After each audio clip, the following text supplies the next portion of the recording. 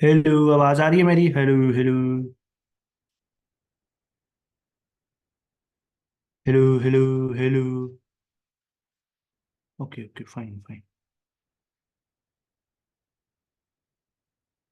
Okay, so this is Monty speaking and this is the lecture number 10, I think.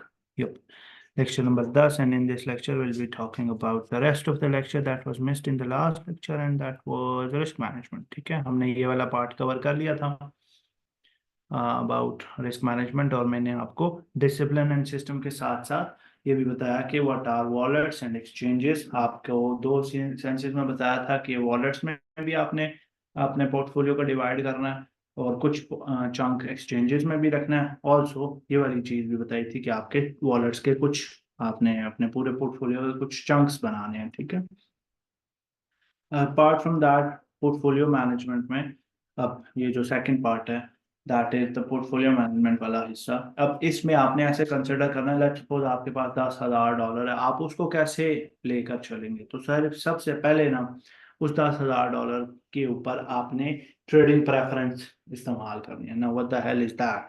Trading preference मतलब what type of trader you are currently at this stage. You are either a scalper, swing trader, और day trader और long term trader. ठीक है, जो long term trader है ना, ये पढ़ाते टाइम भी मैंने बात बोली थी कि लॉन्ग टर्म ट्रेडर जो है वो बंदा लॉन्ग टर्म ट्रेडर एक्चुअली हर बंदा होता है, अगर नहीं है तो होना चाहिए। ठीक है, लेकिन जो बाकी तीन चीजें हैं ना कि डे ट्रेडर है, स्कैल्पर है या स्विंग ट्रेडर है, ये तीनों में से कोई एक बंदा चूज करता है एंड टू एंड फ्रो यहाँ वहाँ बंदा मूव ऑन करता रहता है कि स्कैल्प्स चल रही हैं, स्विंग्स चल रही हैं, तो उसके बीच में एक दो डे ट्रेड्स, एक दो स्कैल्प्स बंदे ने ले ली, कोई इशू नहीं है। लेकिन आपने एक ऐसी बेस बनानी होती है अपने वॉलेट के साथ जिस जिस बेस की बेस पे, ठीक है, दो बेसिस इन मॉनसून टर्म्स, जिस बेस की बेस पे आपने अपना पूरा पोर्टफोलियो एंकर करना है। ठीक है, जहां से आपका मेजर रेवेन्यू बन रहा होगा, जहां से आपका असल पोर्टफोलियो ग्रो हो रहा होगा। ठीक है, मेरे लिए वो स्विंग ट्रेडिंग है। मैं अपना सीरियस जो अटेंशन है वो मैं स्विंग ट्रेडिंग को देता हूँ, लेकिन मैं कभी कभी स्कैल्प्स भी कर रहा हूँ, मैं कभी कभी हाई लेवरेज ट्रेड भी इधर उधर कभी दिल किया तो कर लेता हूँ। वो मेरा मेन इंटेंशन नहीं होती। ठीक है, तो आपकी एक मेन इंटेंशन होनी चाहिए regarding your either you are a day trader, swing trader और वट। ठीक है, वो चूज कर। उसके साथ साथ आपने स्पॉट ये भी डिसाइड करना है कि आप एक स्पॉट ट्रेडर हैं या फ्यूचर्स ट्रेडर है। Now there is a debate कि हाँ जी फ्यूचर्स करना चाहिए नहीं करना चाहिए, दैट्स योर डे और पार्ट। ठीक है, आपने अपनी रिसर्च करें, अगर आपको समझ आती है तो करें, नहीं समझ आती तो डोंट डू इट। बिल्कुल इससे 300 साल दूर रहें, इसको करने करने की कोई जरूरत नहीं है। ठीक है, फ्यूचर ट्रेडिंग करने की कोई जरूरत नहीं है अगर आपको समझ नहीं आती तो। ठीक है, कि अगर आपका दिल मुत्तफिक नहीं है इसको करने पे तो कोई कोई जरूरत नहीं है ट्रेड करने की इसको। ठीक है, और स्पॉट ट्रेडिंग जो है वो आपको सबको पता है कि होती क्या है, वो मैंने 4-5 दफा ये चीज समझाई हुई है। स्पॉट ट्रेडिंग क्या होती है, buy low you sell high, वो वाली चीज हमने क्लियर की हुई है। तो आपने लेवरेज ट्रेड करना है, स्पॉट ट्रेड करना है, दैट्स ऑन यू। वो आप अपने हिसाब से ना एक वो बना कर रखें कि आप किस टाइप के ट्रेडर हैं। ठीक है, अब कुछ लोग होते हैं वो इन दोनों का मिक्सचर लेके चल रहे होते हैं, कुछ हद तक स्पॉट लेके चल रहे हैं और समवट थोड़े किक के लिए, वो जो डोपामिन किक्स मिलते हैं आपको स्पॉट की तरफ से, उसके लिए आप थोड़ा सा फ्यूचर्स भी इनेबल करके थोड़ा सा चला चलू के रखते हैं। ठीक है, इस तरह के जो ट्रेडर्स हैं उनमें कोई इशू नहीं है। उनका एक्चुअली प्रैक्टिस जो है वो ज्यादा होती है सिर्फ स्पॉट ट्रेडर से, क्योंकि उनको डेली ट्रेड्स मॉनिटर करनी पड़ती है। उनका सॉर्ट ऑफ इंटरेक्शन जो है वो मार्केट के साथ, चार्ट्स के साथ एक्सपोज्ड, ज्यादा एक्सपोज हुआ होता है। ठीक है, ज्यादा रहता है उनका।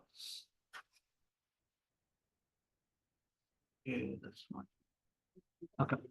उसके साथ साथ है जी, आगे अगला पॉइंट है जी, वॉलेट की डाइवर्सिटी। अब डाइवर्सिटी का वैसे क्या मतलब होता है? क्या मतलब होता है डाइवर्सिटी का? डाइवर्सिटी का वैसे क्या मतलब होता है?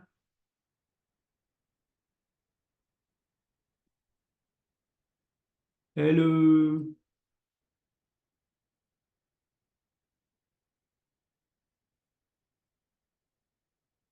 रेंज।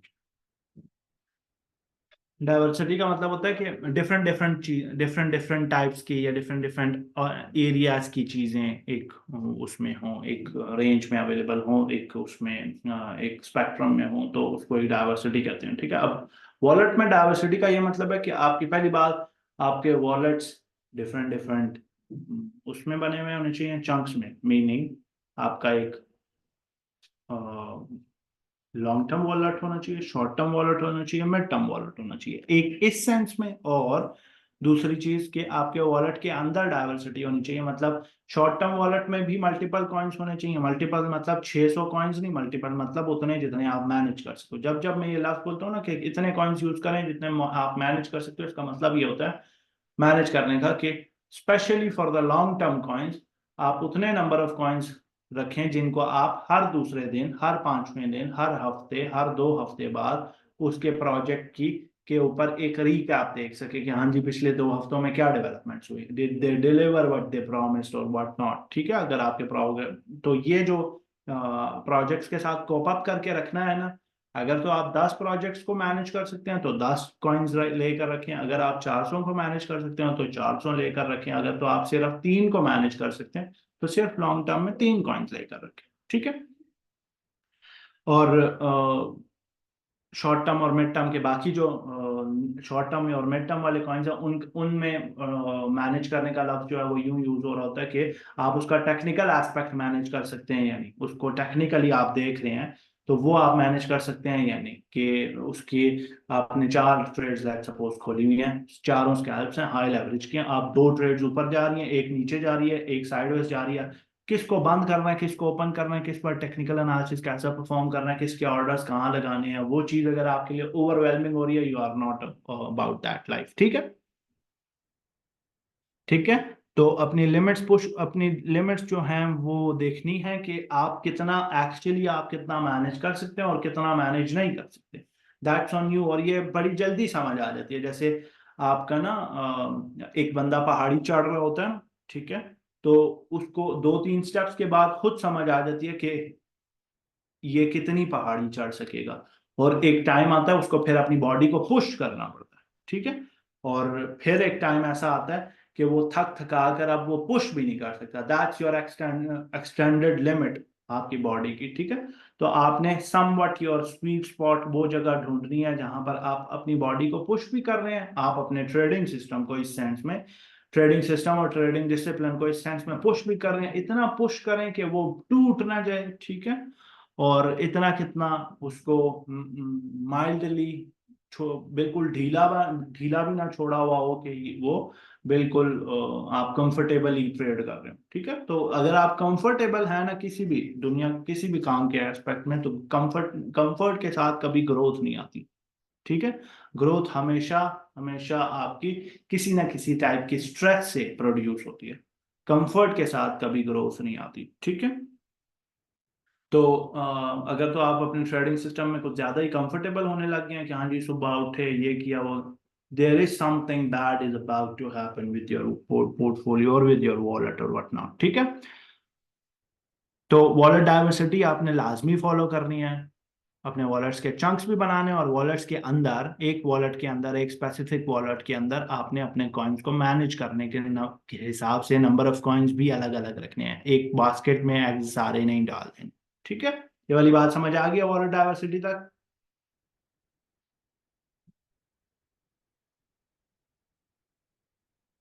हेलो शुक्र। उसके बाद आपने ये वाली जो लाइन है ना डॉलर कॉस्ट एवरेजिंग, इस बात का ऐसे ध्यान में रखना है, you are never in all in in the market, never all out of the market. ठीक है।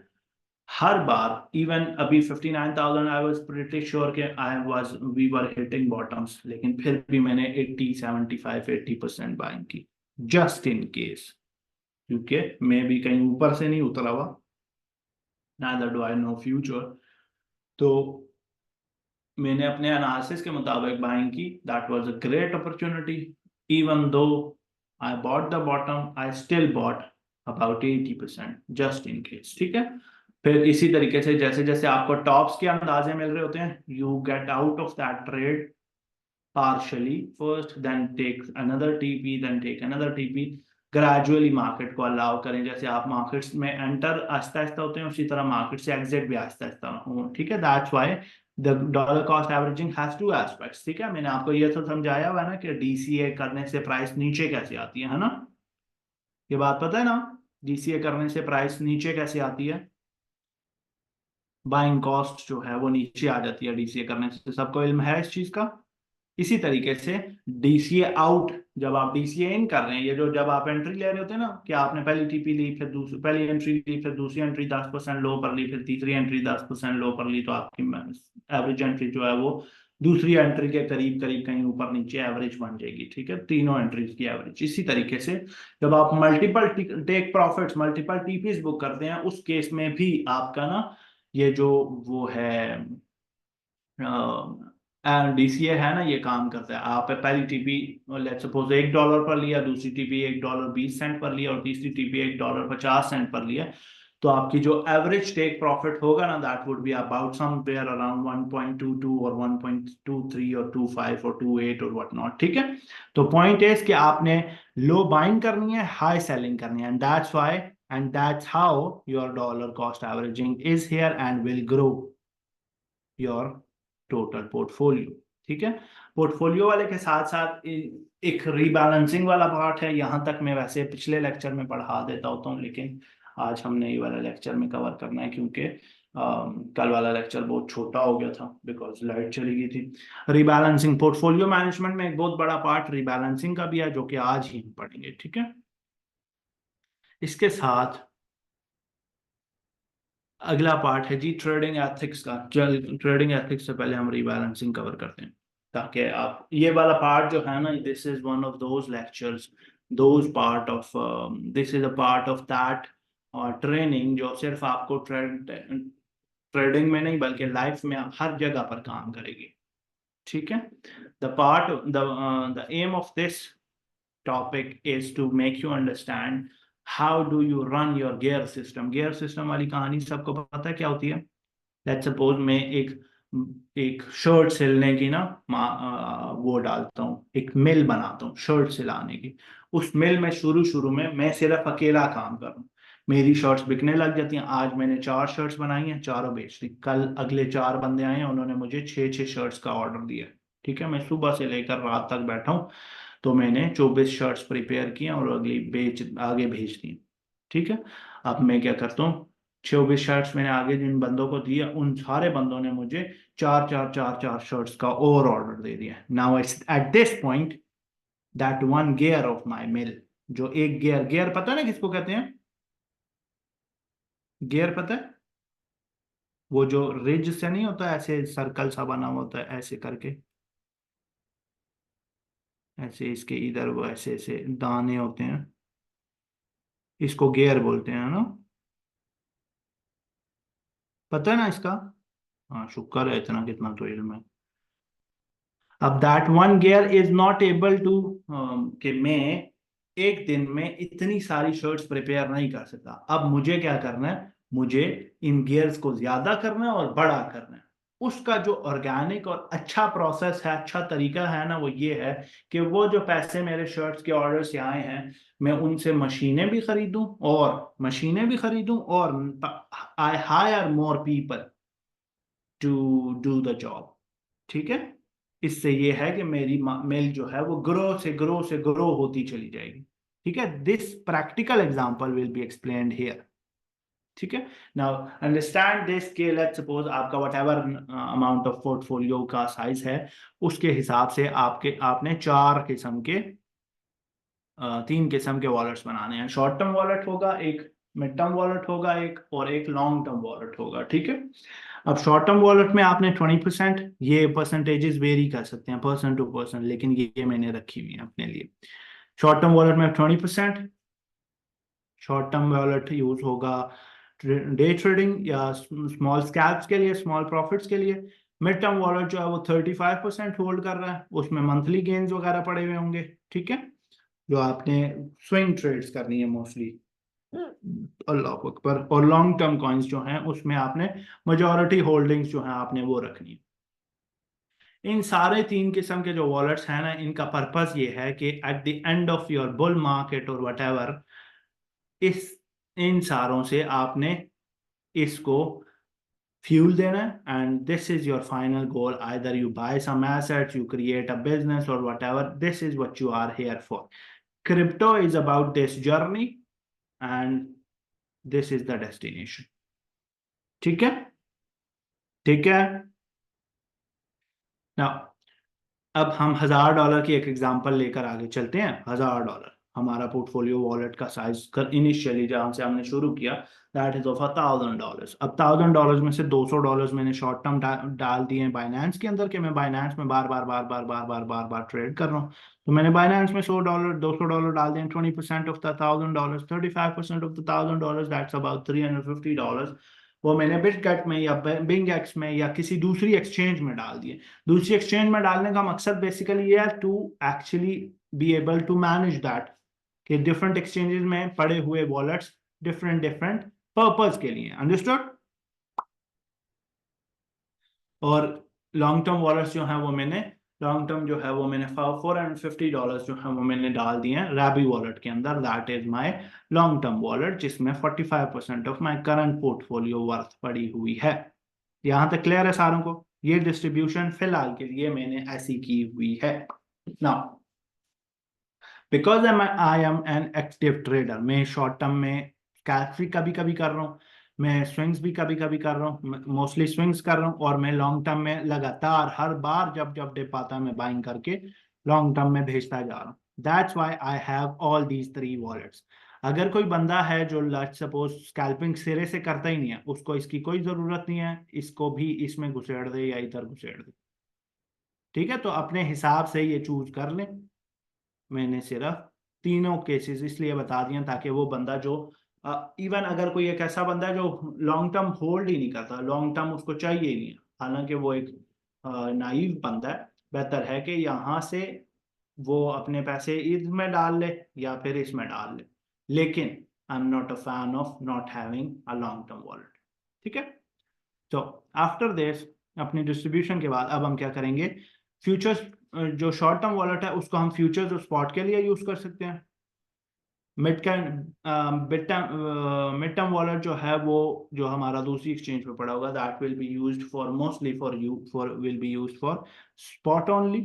और लॉन्ग टर्म वॉलेट जो है ये शुड बी स्पॉट ओनली। ठीक है, अब जो शॉर्ट टर्म वॉलेट है इसको हम डिस्ट्रीब्यूट कर देते हैं। $20 जो है वो हमने $200 का $20 that is in future trading. ठीक है, और $200 का $180 that is 90% of my spot future short term spot is in short term wallet is in spot wallet. ठीक है, 90%। ये मेरी डिस्ट्रीब्यूशन है, you can change this distribution as per you like, कि आप इसको 50-50 कर लें कि $100 इधर डाल दें, $100 इधर डाल दें, but I have a system and this rebalancing is the part of my discipline. ठीक है, this is not technical, this is discipline trading. ठीक है, अब ये जो फ्यूचर्स ट्रेडिंग में ये $20 है, फिर स्पॉट में $180 पड़े हैं शॉर्ट टर्म बाइनेंस में, मिड टर्म में स्पॉट में $350 पड़े हुए हैं, लॉन्ग टर्म में $450 पड़े हैं। तो मेरा स्पॉट वॉलेट कौन कौन सा है, this is spot, this is spot, this is spot. Future सिर्फ ये है। अब $1000 में से मैं $20 का सिर्फ फ्यूचर ट्रेडिंग कर रहा हूँ, आई विल बी गुड, है ना? समझ आ रही है ना? This is about 0.2%, 2% of my whole wallet. मैं सिर्फ 2% से फ्यूचर ट्रेड कर रहा हूँ। This is very conservative, very something that won't bother you। अगर ये even liquidate भी हो गया, ये आपको bother नहीं करना चाहिए। Again, अभी जो मैं बात बोलने वाला हूँ ना, ये बात समझने की कोशिश करना। This $20 is the most exposed to the market। ऐसी बात है, this $20 will be the one that is too much that has too much exposure towards the market। उससे कम एक्सपोजर इस स्पॉट को होगा, उससे कम एक्सपोजर $350 इसको होगा, और सबसे कम एक्सपोजर इस लॉन्ग टर्म वॉलेट को होगा। ये एक्सपोजर समझ आ रहा है? एक्सपोजर मतलब जिस अमाउंट से हम एक्टिवली ट्रेड कर रहे हैं। ठीक है, जिस अमाउंट से हम एक्टिवली ट्रेड कर रहे हैं। ये हमारा वो वाला वॉलेट है, ये फ्यूचर्स $20 वाला, ये वो वॉलेट है जो सबसे ज्यादा एक्टिव हुआ होगा, या अगर तो सबसे ज्यादा एक्टिव नहीं भी है तो सबसे ज्यादा एट रिस्क होगा, क्योंकि इसमें लिक्विडेशन के चांसेस हैं, क्योंकि इसमें हम लेवरेज ले रहे हैं। ठीक है, ये वाली बात समझ आ रही है? मैंने कल आपको बोला था कि हमारा जो ट्रेडिंग डिसिप्लिन है ना, उसकी उसकी दो प्रायोरिटीज होती हैं, और पहली पहली प्रायोरिटी ये है कि हमने अपना कैपिटल सेव करना। ठीक है, that's why the most exposed part of our wallet towards the market is only 2% of our portfolio. समझ आ रही है ये बात? ना, अब हम कुछ रूल सेट करेंगे। ठीक है, there are some rules for growing this wallet. ठीक है, and those rules are called rebalancing rules. ठीक है, अब रीबैलेंसिंग में सबसे पहले ये आपने समझना है कि ये जो आपका सबसे ज्यादा एक्सपोज्ड वॉलेट है ना, इसके सबसे ज्यादा चांसेस हैं जीरो हो जाने के। ऐसी बात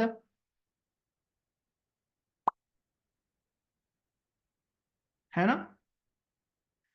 जस्ट इन एनी केस, अगर तो ये वाला वॉलेट जीरो हो जाता है, इन एनी सर्कमस्टांसेस, अगर आप ये अपना रूल ब्रेक करोगे, you are just causing yourself harm. ठीक है, अगर आपने ये रूल ब्रेक किया अभी जो मैं बताने वाला हूँ, अगर आपके ये वाले वॉलेट जीरो हो जाता है, ये फ्यूचर्स वॉलेट ये वाला जीरो हो जाता है, you are not allowed to take money from here, you are not allowed to take money from here, neither you are allowed to take money from here. ठीक है, आप इसको रीफिल उसी वॉलेट से नहीं कर सकते, किसी से भी नहीं कर सकते। ठीक है, आपने इसको रीफिल अगर करना है, पहली बात, you need to understand that this should not go to zero. अगर ये गया भी है तो आपकी गलती की वजह से गया है, कोई स्टॉप लॉस नहीं लगाया होगा, लिक्विडेशन ट्रिगर हुई होगी, कोई आपने फुद्दू मिस्टेक की होगी, तो take that L as a man, and now refill this using whatever the source you had for this $1,000, अपनी पॉकेट मनी से, अपनी सैलरी से, whatever it is, this should be that much कि ये मैनेज करना इशू नहीं होना चाहिए। लेकिन इनको नहीं छेड़ना इन एनी सर्कमस्टांसिस, बेशक इनमें प्रॉफिट हो रहा है, बेशक इसमें कुछ भी हो रहा है, इनको छेड़ना नहीं है। समझ आ रही है बात? इसको रीफिल करने के लिए नहीं करना, इनमें से विथड्रॉल्स नहीं करना। Now once you master this rule, आपका जो, यू मेक श्योर कि आप अपना स्पॉट सेव रख रहे हैं। ठीक है, अब आपका ये वाली बात, और बाकी जो 180 है, 350 है, 450 है, इनके बारे में ये वाली बात तो होगी कि प्राइस थोड़ी नीचे जाएगी, you might get stuck in a bad bearish trade, लेकिन प्राइस इवेंचुअली वापस आ जाएगी ना, even if you bought here. ठीक है, you just need to hold, just don't sell in loss if you want to make conservative profits। ठीक है, just don't sell in loss। अब आपका ये जो वॉलेट है, ये जो तीनों स्पॉट वॉलेट्स हैं, ये spot wallets slowly slowly grow होते चले जाएंगे, लेकिन इसका लॉस के चांसेस और रियलाइज्ड लॉस के, कि इसकी अगर लिक्विडेशन हिट हो गई, ये प्राइस एक सर्टेन लेवल पर चलेगी, उसके बाद वापस भी आ जाए प्राइस, तो ये वाला वॉलेट साइज वापस रिकवर नहीं होगा, क्योंकि वो लॉस बुक हो चुका हुआ होता है। तो जब आपके पास ये वाली चीज क्लियर हो जाए कि now you have that amount of money, कि अब आप इसको एक्चुअली एहतियात से ट्रेड करेंगे, now the aim is to never come back to the left side. पहली बात वो क्या मैंने अभी बताई है कि कभी भी आप स्पॉट वॉलेट से फ्यूचर्स वॉलेट को रिफंड नहीं करेंगे, इस स्पॉट से इधर रिफंड नहीं करेंगे, और ना ही इस स्पॉट से इधर रिफंड करेंगे। ना ही आप इस वॉलेट से इधर जाएंगे, ना ही आप इस वॉलेट से इधर जाएंगे, ना ही आप इस वॉलेट से इधर जाएंगे। ठीक है, लेफ्ट जाना अलाउड नहीं है। ये वाली बात समझ आ गई है? ये वाली बात समझ आ गई है सारों को? लेफ्ट जाना अलाउड नहीं है।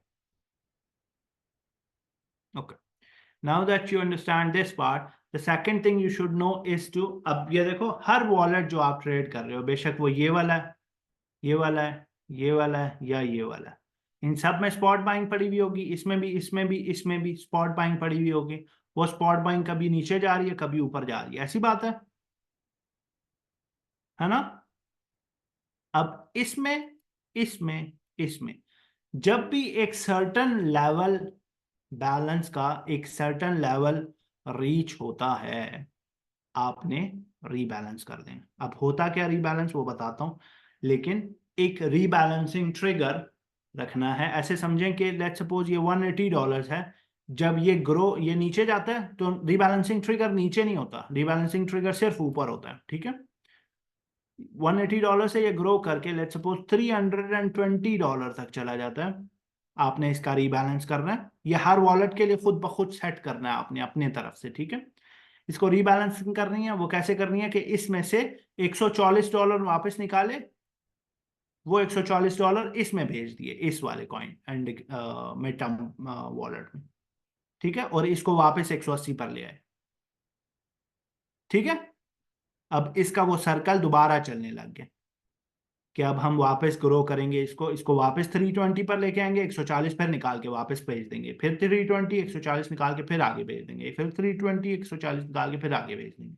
ये सर्कल चलता रहेगा। ये वाली बात समझ आ रही है?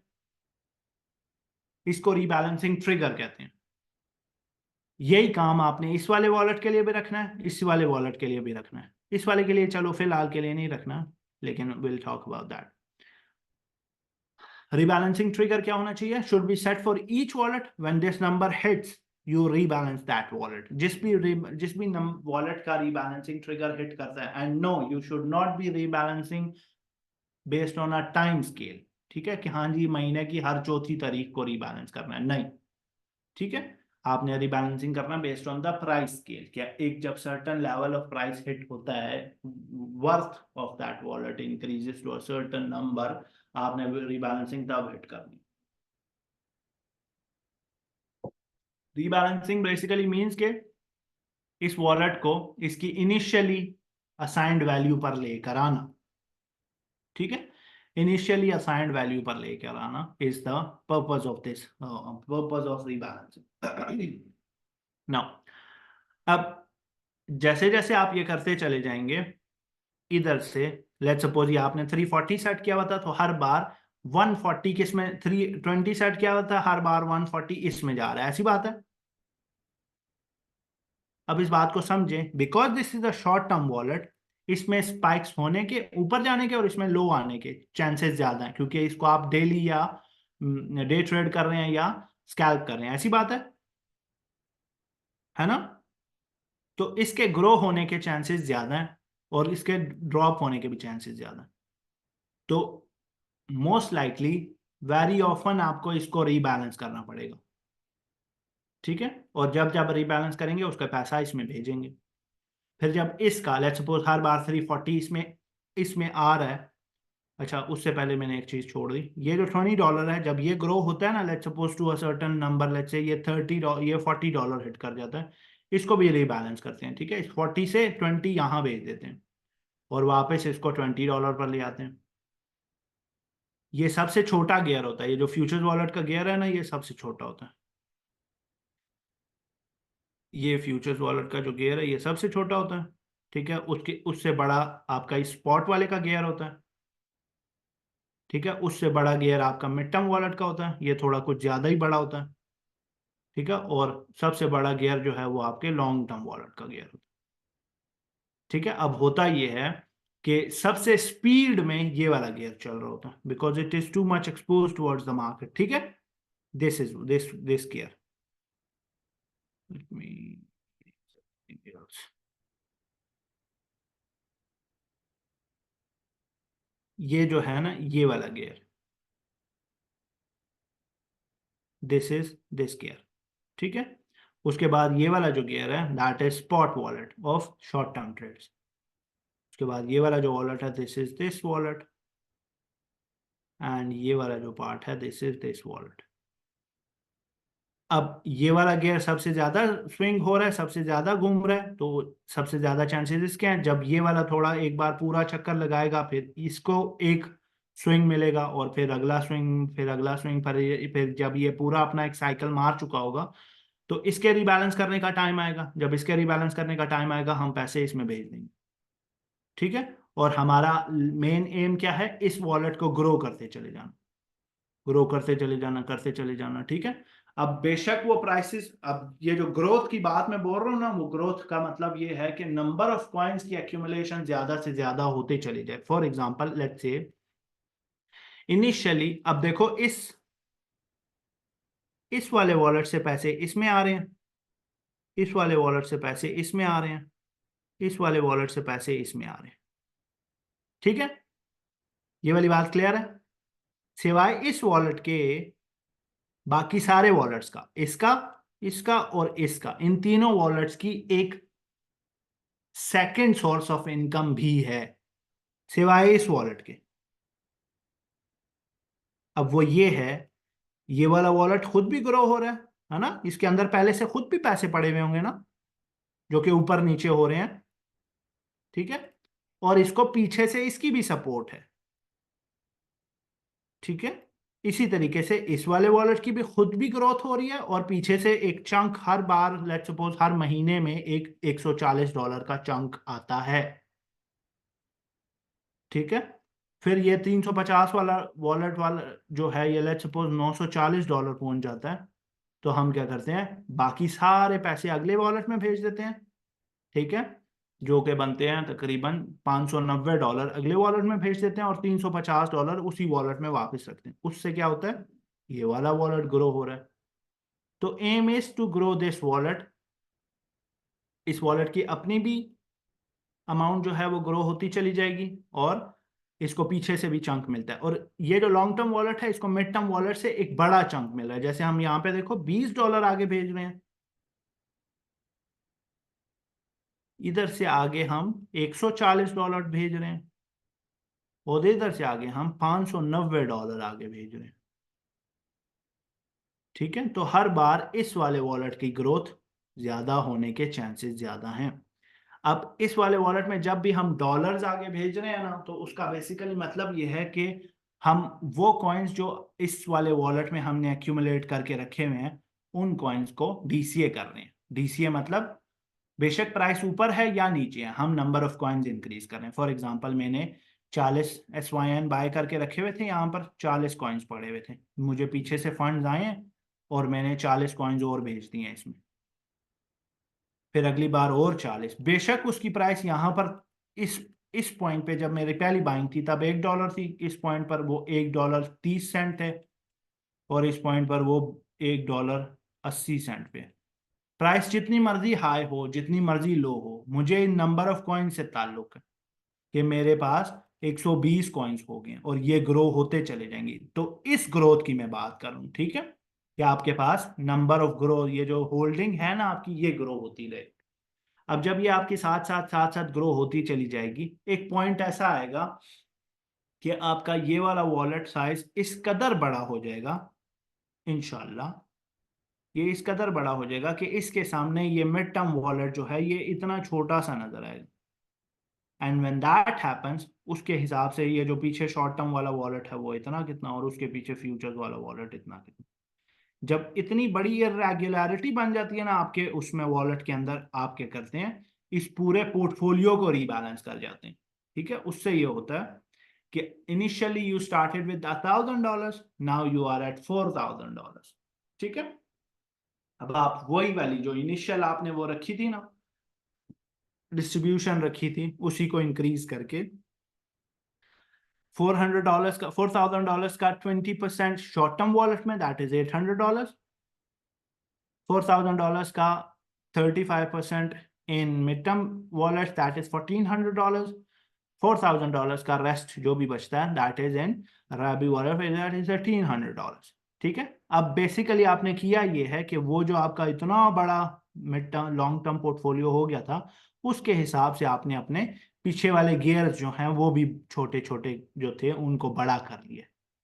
ठीक है, नाउ दिस $800 का 10% इज इन दिस वॉलेट। अब आपका फ्यूचर ट्रेडिंग $80 से हो रही है, still is 2% of this.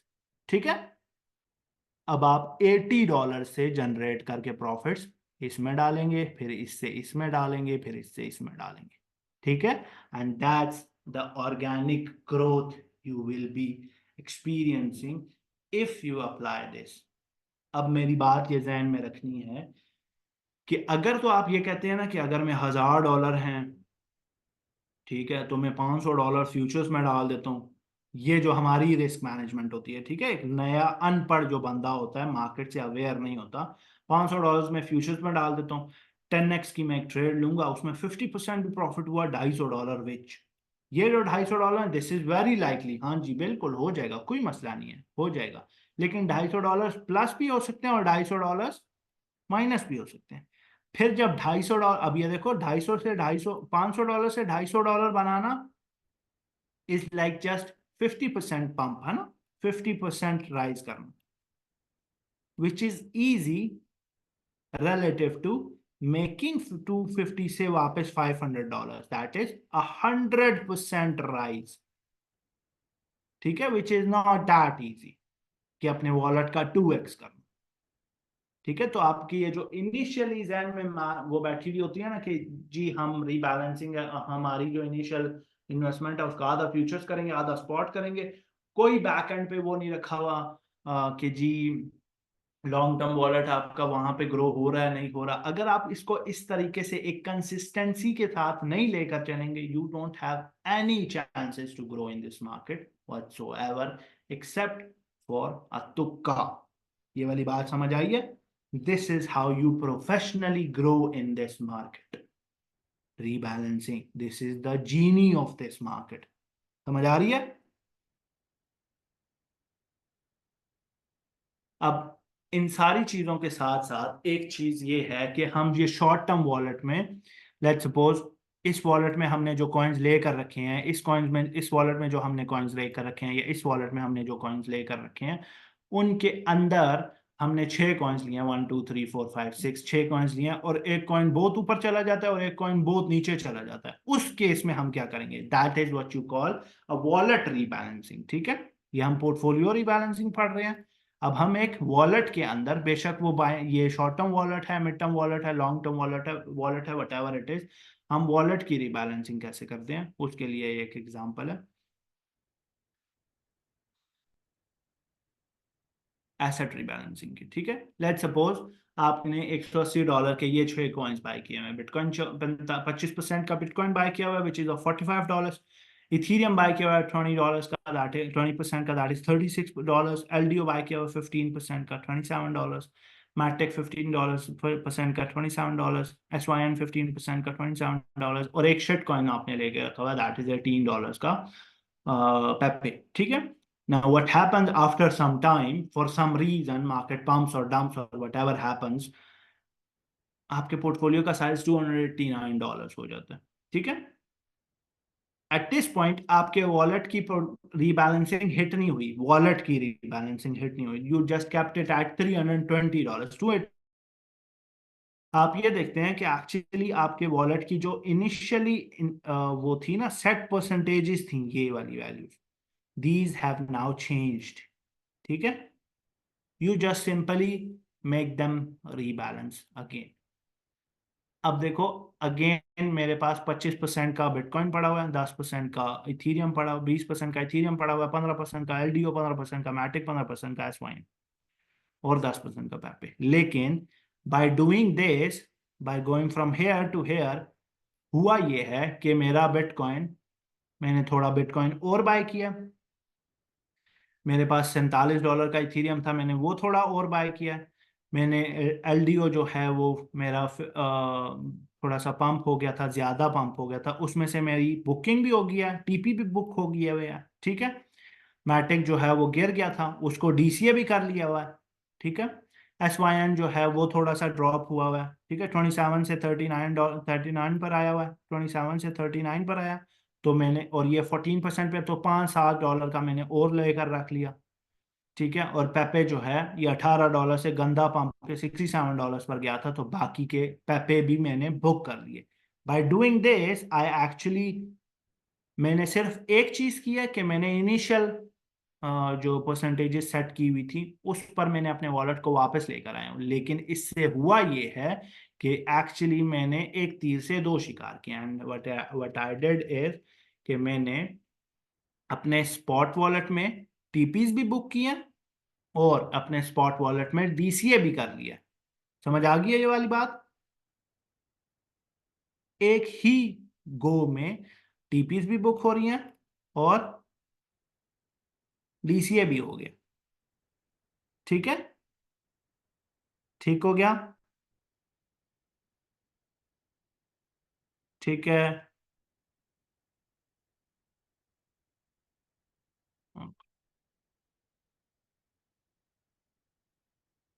Okay, after this we have some charts left.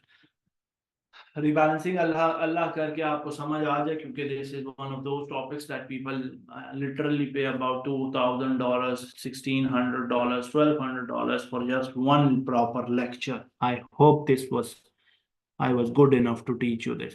अच्छा, इसके साथ है जी ट्रेडिंग एथिक्स। अब ट्रेडिंग को एज अ जॉब लेकर चलते हुए, एज अ प्रॉपर वर्क लेकर चलते हुए, आपने सबसे पहले इस चीज का ध्यान देना है कि you are not being influenced by anybody except for your own charts.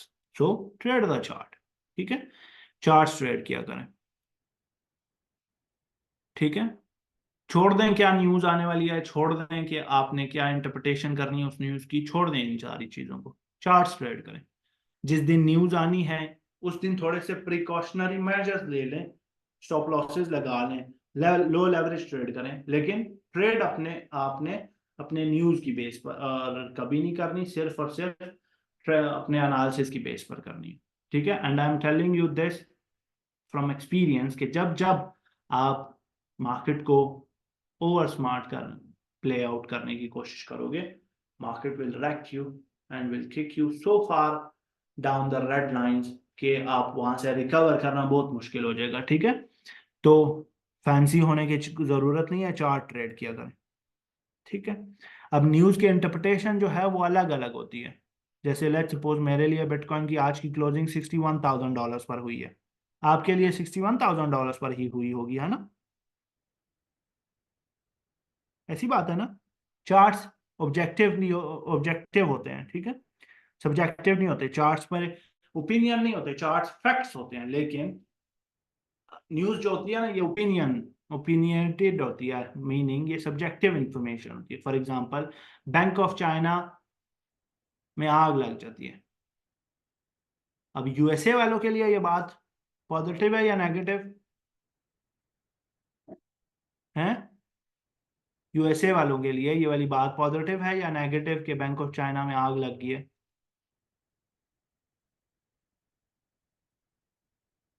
हाँ, लेकिन चाइना वालों के लिए बात क्या है, पॉजिटिव है या नेगेटिव? हाँ, न्यूज एक ही है, डिफरेंट इंप्रेशन हैं, ठीक है। लेकिन बिटकॉइन उसी दिन $61,000 पर क्लोजिंग करता है। चाइना में भी $61,000 पर क्लोजिंग हुई है और यूएसए में भी। ये बात है कि नहीं है?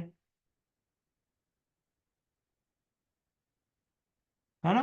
तो क्योंकि ये दोनों चीजें कॉमन है, दोनों कंट्रीज में ये एक चीज कॉमन है, ये नहीं कि हाँ जी मेरे हिसाब से बिटकॉइन की क्लोजिंग इधर नहीं हुई, ये तुम्हारा हिसाब क्या मतलब? चार्ट पर लिटरली फैक्ट लिखा हुआ है कि $61,000 पर क्लोजिंग हुई है। तो जब जो चीज दोनों एक ही लेकर चल रहे हैं ना, you do that as well, trade the chart, leave the news part away. ठीक है, डजंट मीन कि आपने न्यूज को बिल्कुल मुंह ही नहीं लगाना न्यूज वाले दिन। Just be precautionary, more precocious, कि आपका स्टॉप लॉस ना खाया जाए, आपकी एंट्री जो है वो गलत जगह ट्रिगर ना हो जाए, वगैरह वगैरह। उसके साथ साथ आप जब भी ट्रेड कर रहे हैं, जब भी चार्ट्स कर रहे हैं, आपने अपने चार्ट्स में ब्रीदिंग रूम रखना है। What the hell is breathing room? When your chart is coming down and you have predicted कि एंट्री यहां से लेनी है, do you put your entry stop loss here और हेयर? है ना? Do you expect your chart to just do this, or do you expect your chart to come down here and then do this? First or second?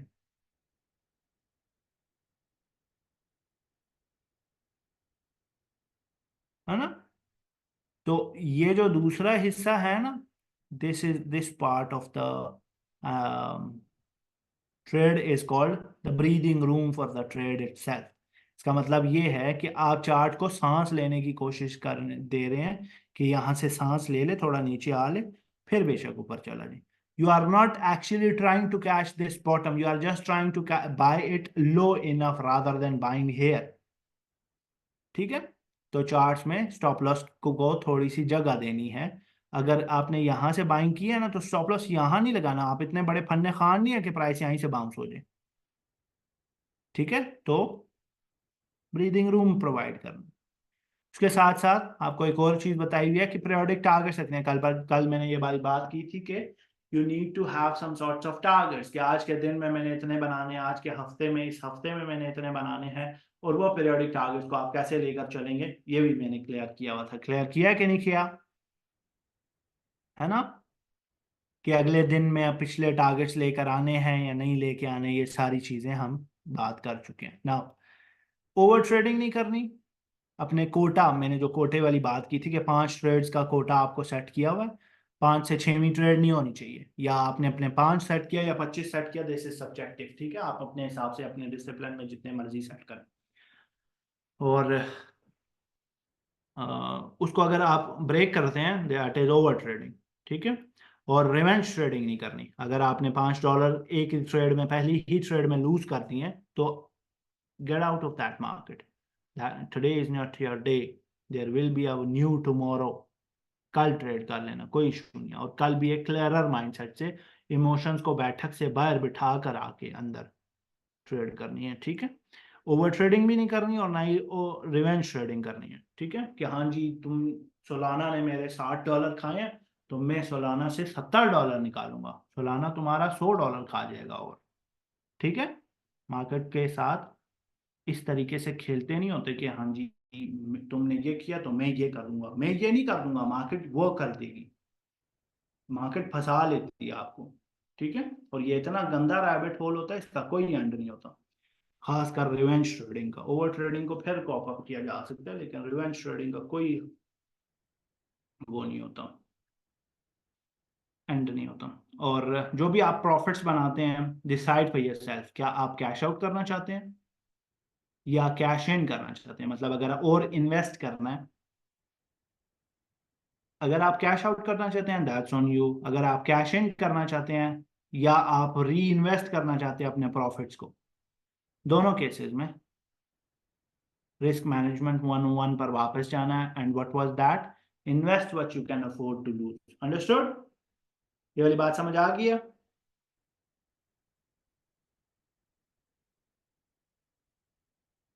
And last thing for today's lecture is charting tips. अब chart करते वक्त सबसे पहली चीज, आपने red and green candles पर charting नहीं करनी। आज के बाद आप में से किसी भी लड़का लड़की की चार्ट पर मैंने रेड एंड ग्रीन कैंडल्स देखी, मैं उसी टाइम पॉइंट आउट करूंगा and I won't answer the question. वजह इसकी ये है कि रेड कैंडल्स जो हैं वो आपको फेयर कॉज करने के लिए, पैनिक कॉज करने के लिए बनाई जाती हैं। ग्रीन कैंडल्स जो हैं वो आपको ग्रीड कॉज करने के लिए, ज्यादा कंफर्टेबल हो जाने के लिए, ट्रेड होल्ड करने के लिए बनाई जाती हैं। ठीक है, दोनों चीजें इमोशंस ट्रिगर करती हैं and we don't want emotions in our market.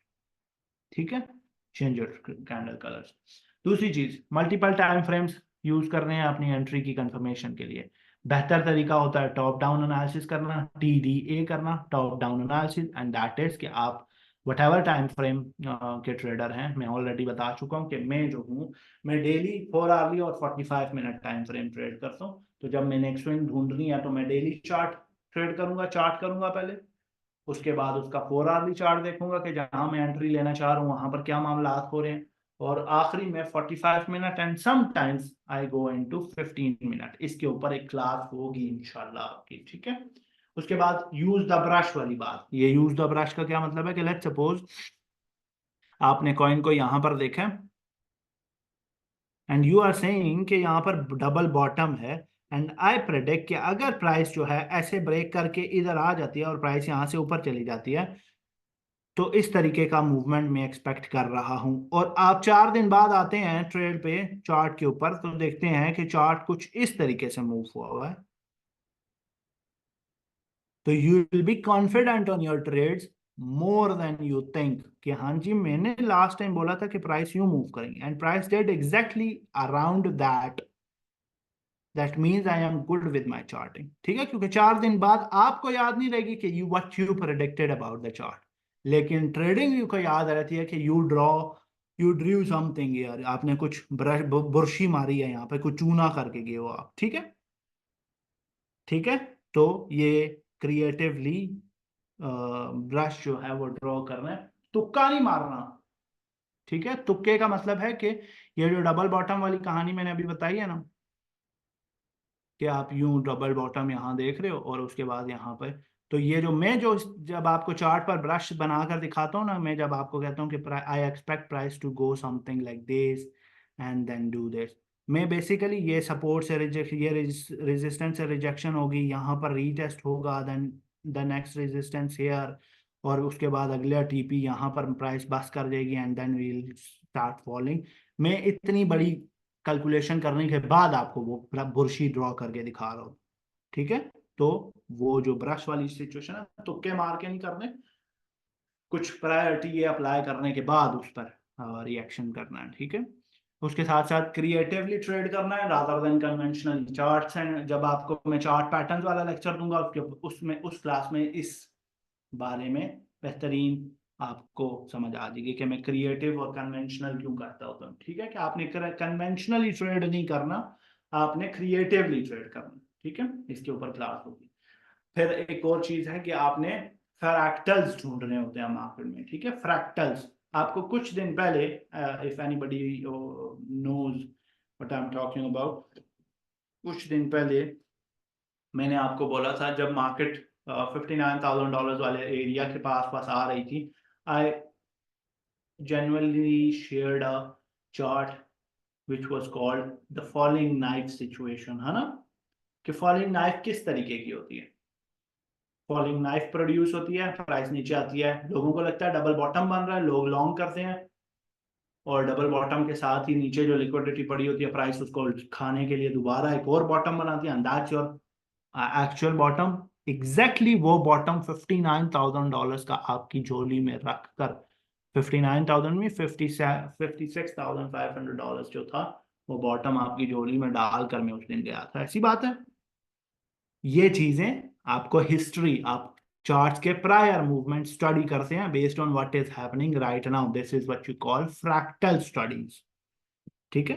Fractal analysis जो है, ऐसे एनालिसिस जिसके ऊपर आप ना ऐसे ऐसे चार्ट पैटर्न जिनको आप नाम नहीं दे सकते, फॉर एग्जांपल प्राइस यहाँ से यूं गई है, उसके बाद यूं आई है और फिर यूं जाकर ऐसे मूव किए, इस तरीके की जो ऐसे double mountain pattern sort of कोई चीज है जिसको आप एक्चुअली कोई नाम नहीं दे सकते, उस तरह की अगर सिमिलर मूवमेंट दोबारा हो रही है ना, इस पर आगे क्या होगा, यहां से बिहेवियर जनरलाइज करके इसमें घुसेड़े, this is what you call fractal trading, ठीक है। तो फ्रैक्टल्स जो हैं वो आपको हिस्ट्री देखकर, चार्ट्स ढूंढ कर, प्रायर चार्ट्स की तरफ ध्यान देकर मिलते हैं। और आखिरी बात है, चार्ट्स पर फोकस्ड रहकर ट्रेडिंग करनी, स्टे फोकस्ड एंड पेशेंट, ठीक है।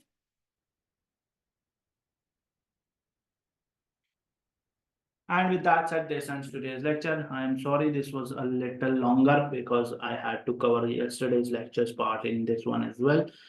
And if you have any questions, पूछो, बाकी सारे भाग गए हैं। If you have any questions, पूछो पूछो, जल्दी जल्दी पूछो। I have to answer some questions and then I have to do something else.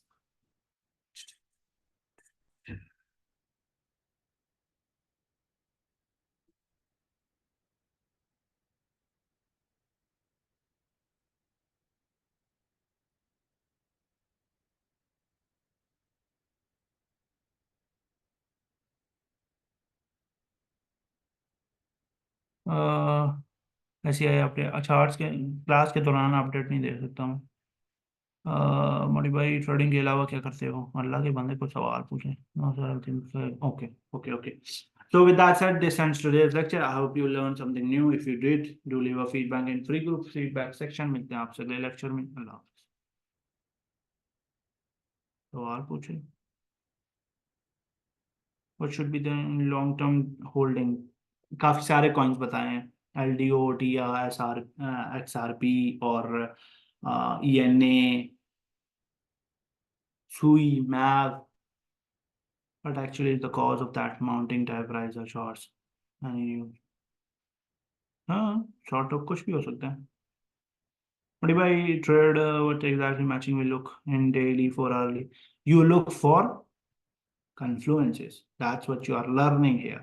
ठीक है? अल्लाह हाफिज.